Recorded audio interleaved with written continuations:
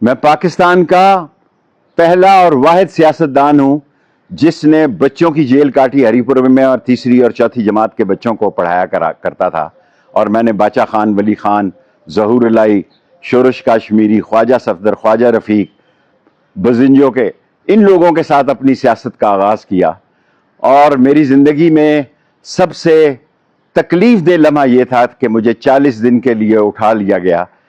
مجھے معلوم نہیں کہ وہ جگہ کہاں تھی جہاں 40 دن مجھے رکھا گیا، لیکن میں نے کسی کے خلاف تحریر نہیں دی، ویڈیو آڈیو بیان نہیں دیا، کسی کی بیگم کے خلاف بیان نہیں دیا، اور پریس کانفرنس بھی میں نے اپنی مرضی سے کی۔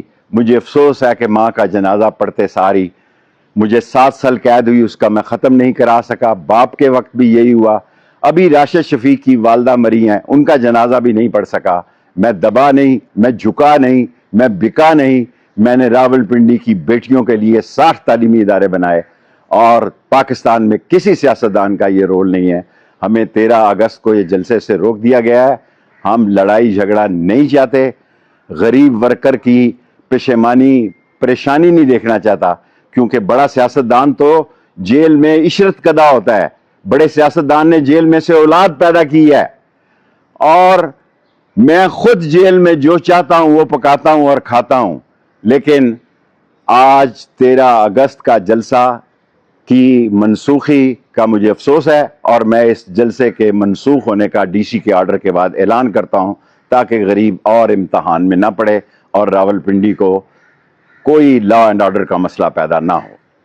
میں پاکستان کا پہلا اور واحد سیاستدان ہوں جس نے بچوں کی جیل کاٹی ہری پور میں اور تیسری اور چوتھی جماعت کے بچوں کو پڑھایا کرتا تھا، اور میں نے باچا خان، ولی خان، ظہور الہی، شورش کاشمیری، خواجہ صفدر، خواجہ رفیق، بزنجو کے ان لوگوں کے ساتھ اپنی سیاست کا آغاز کیا۔ اور میری زندگی میں سب سے تکلیف دہ لمحہ یہ تھا کہ مجھے 40 دن کے لیے اٹھا لیا گیا۔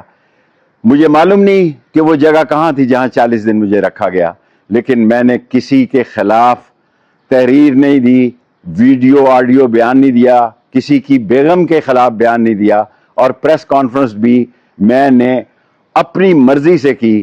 مجھے افسوس ہے کہ ماں کا جنازہ پڑھتے ساری مجھے 7 سال قید ہوئی، اس کا میں ختم نہیں کرا سکا۔ باپ کے وقت بھی یہی ہوا۔ ابھی راشد شفیق کی والدہ مری ہیں، ان کا جنازہ بھی نہیں پڑھ سکا۔ میں دبا نہیں، میں جھکا نہیں، میں بکا نہیں۔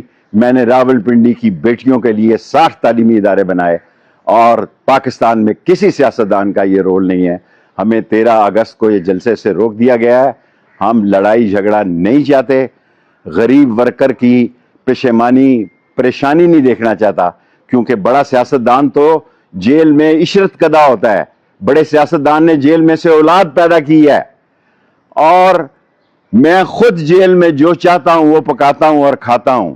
لیکن آج 13 اگست کا جلسہ کی منسوخی کا مجھے افسوس ہے، اور میں اس جلسے کے منسوخ ہونے کا ڈی سی کے آرڈر کے بعد اعلان کرتا ہوں، تاکہ غریب اور امتحان میں نہ پڑے اور راولپنڈی کو کوئی لا اینڈ آرڈر کا مسئلہ پیدا نہ ہو۔